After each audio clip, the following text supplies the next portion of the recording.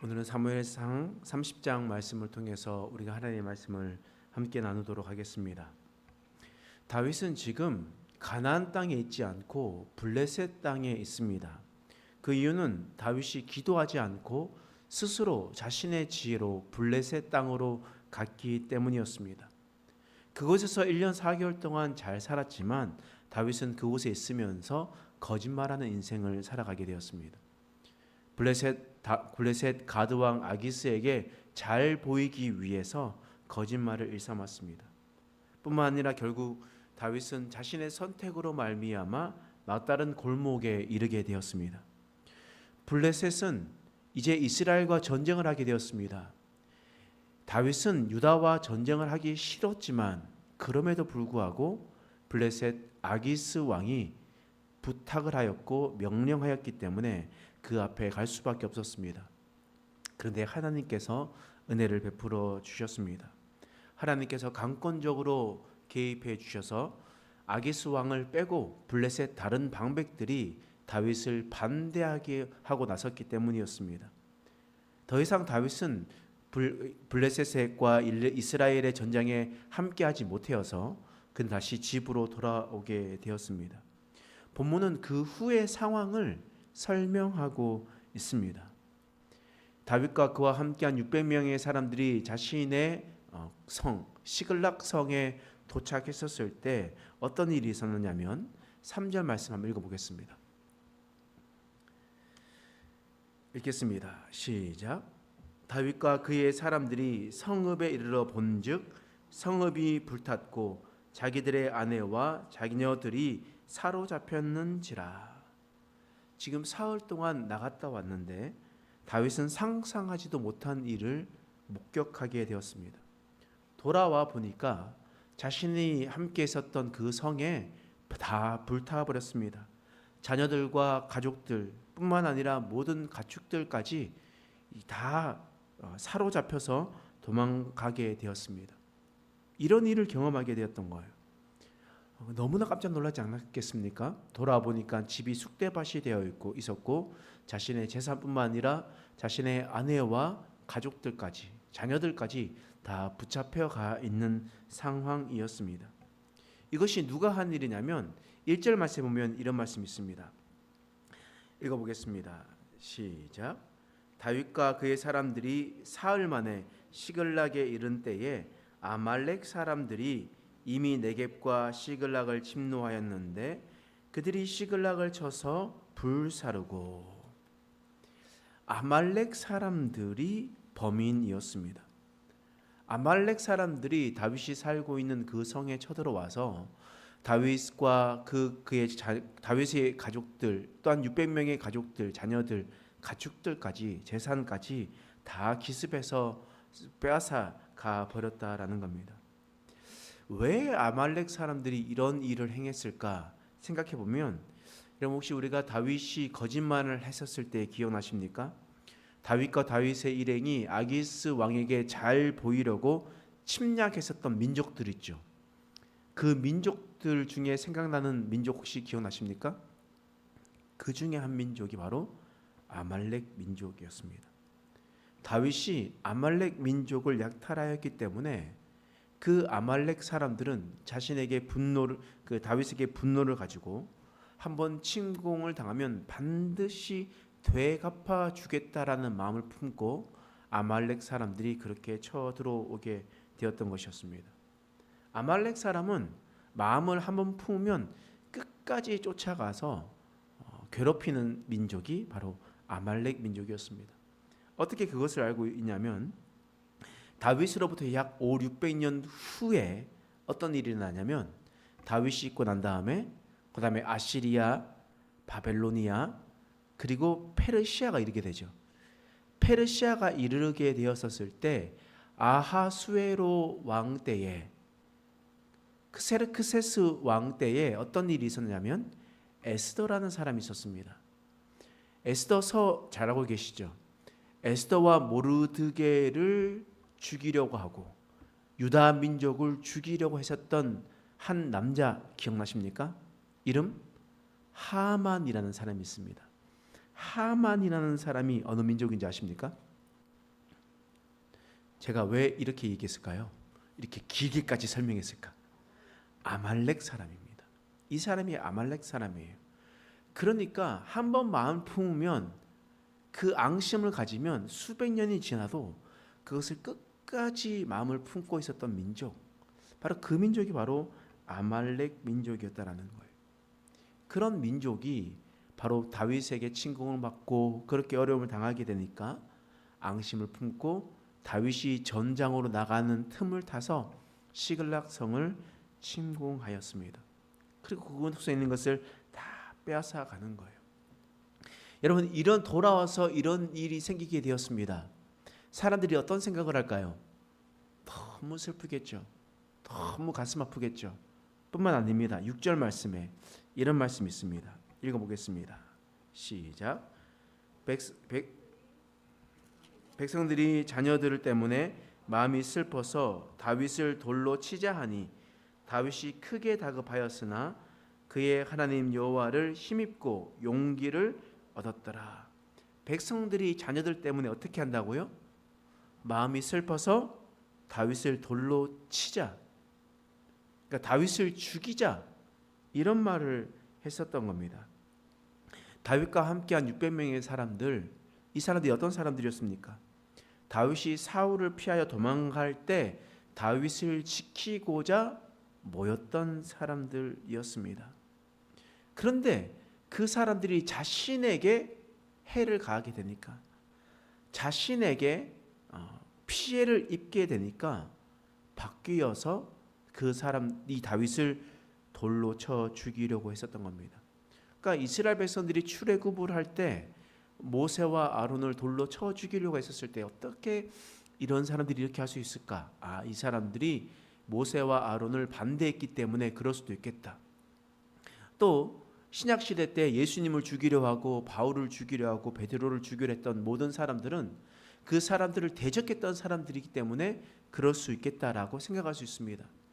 그런데 오늘 본문의 말씀에 보니까 다윗과 함께 했습니다. 가장 어려웠던 시대 때, 가장 어려운 시간에 함께하면서 그 고생을 함께 했었던 사람들이었습니다.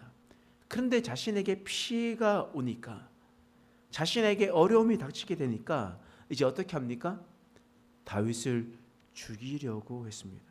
다윗을 죽이려고 했던 거예요. 사실 사람의 마음은 똑같습니다. 이 출애굽할 때 모세와 아론을 죽였었던 그 사람들과 신약 시대 때 예수님과 베드로와 바울을 죽이려고 했던 사람들과 또한 다윗을 죽이려 했었던 모든 사람들은 똑같습니다. 자신에게 피해가 오니까, 자신에게 어려움을 닥치게 되고 자신에게 손해가 오니까 함께 했었던 모든 사람들까지 죽이려 했었던 그런 모습을 보게 됩니다. 아주 심각한 상황이에요. 내부의 심각적인 상황뿐만 아니라 이것을 어떻게 해결해야 될지 아주 난감한 시대입니다. 여러분, 이런 절망적인 상황 때 어떻게 수습을 할 수 있겠습니까? 어떠한 방법을 이겨낼 수 있겠습니까? 여호수아가 요단강을 건너갈 때 절망했었을 때 그가 어떤 행동을 했습니까? 하나님 앞에 나와서 기도했습니다. 이전까지 다윗은 자신의 생각대로 움직였습니다. 자신이 원하는 대로 자신의 지혜로움으로 앞장서서 나갔습니다. 그러니 그것이 올무가 되어서 다윗의 발목을 잡게 되었습니다. 이제 다윗은 완전 이전에 다윗의 모습으로 돌아오는 겁니다. 다시 말하면 다윗은 이제 하나님의 싸움을 싸우려고 했던 겁니다. 다윗이 한 선택, 8절 말씀 읽겠습니다. 시작. 다윗이 여호와께 묻자와 이르되 내가 이 군대를 추격하면 따라잡겠나이까 하니 여호와께서 그에게 대답하시되 그를 쫓아가라. 내가 반드시 따라잡고 도로 찾으리라. 다윗은 지금까지 하나님에 대한 신앙은 저버리지 않았습니다. 하나님을 떠나지 않았다는 겁니다. 그런데 다윗이 하지 않았던 것은 무엇이냐면 하나님께 엽죽는 거였습니다. 블레셋에 가는 것, 블레셋에 사는 날 동안 하나님께 엽죽고 결정하지 않았다는 거예요. 그러나 이제 다윗은 다시 한 번 더 하나님을 경외하는 마음으로 하나님께 기도했습니다. 하나님을 찾았습니다. 어떠한 선택을 해야 될지 하나님께 여쭈었습니다. 그때 하나님께서 말씀하시는 겁니다. 하나님, 지금이라도 따라가면 따라잡을 수 있겠습니까? 이제 우리가 전쟁을 하려고 하는데 이 전쟁에서 우리가 승리할 수 있겠습니까? 이야기했습니다. 하나님께서 응답을 주셨죠. 여러분, 다윗 또한 이런 절망적인 상황을 맞이했습니다. 함께 생사고락을 누리며 지내왔던 사람들이 자신을 죽이려고 하고 자신을 돌로 쳐 죽이려고 했었을 때 다윗이 한 선택은 기도였습니다. 기도하고 하나님께 응답받아 순종하며 나갔었을 때 하나님께서 그들에게 기적을 베풀어 주시는 겁니다. 결과가 어떻게 되었을까요? 사무엘상 30장 18절에서 20절 말씀입니다. 자, 읽어보겠습니다. 시작. 다윗이 아말렉 사람들이 빼앗아 갔던 모든 것을 도로 찾았고 그의 두 아내를 구원하였고 그들이 약탈하였던 것 곧 무리의 자녀들이나 빼앗겼던 것은 크고 작은 것을 막론하고 아무것도 잃은 것이 없이 모두 다윗이 도로 찾아왔고 다윗이 또 양떼와 소떼를 다 되찾았더니 무리가 그 가축들 앞에서 몰고 가며 이르되 이는 다윗의 전리품이라 하였더라. 하나님께 기도하고 응답받아 하나님의 싸움을 싸워 나갔었던 다윗은 그 모든 것을 다 회복하였습니다. 비록 아말렉 사람들이 그들을 쳐들어 왔었지만 그들이 빼앗아 갔었던 다윗의 두 아내와 자녀들 그리고 무리들의 자녀들 그리고 양떼, 소떼 이 모든 것을 다 찾아왔었던 겁니다. 결론적으로 전쟁에서 승리하게 되었던 것이었습니다. 그리고 사람들의 마음까지 다시 회복시키는 일들을 경험하게 되었습니다.